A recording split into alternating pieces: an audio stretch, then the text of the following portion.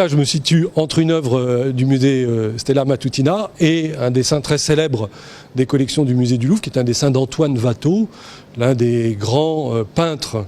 de la fin du XVIIe et du début du XVIIIe siècle. Ça représente une boutique de barbier, de perruquier, donc c'est aussi un des petits métiers qui était très visible en métropole, à côté d'une cage qui, elle, évoque la question du tressage au sein de la Réunion, qui est un savoir-faire qui est extrêmement important. Donc on a en parallèle un savoir-faire parisien et un savoir-faire réunionnais.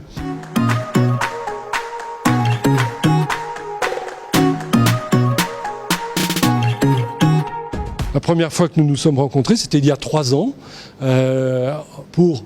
connaître les musées, connaître leurs collections, échanger avec l'ensemble des collègues réunionnais et trouver quel était le lien qui nous unissait à partir des œuvres. Et Stella Matutina en est une très belle illustration.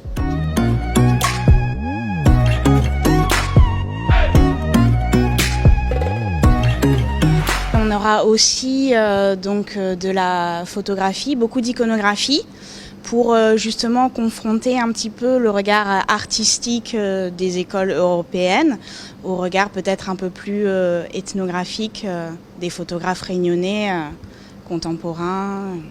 voilà, sur ces thématiques. Donc l'idée, c'était à la fois de positionner des photos historiques du travail des paysans à La Réunion, et puis également de présenter des objets qu'on voyait derrière moi. Ce sont des objets qui servent à transporter des choses sur des animaux, des balles, pour les bœufs panneaux, etc. Et on a disposé comme ça dans l'exposition un certain nombre d'objets qui viennent du fonds de musée de Stella.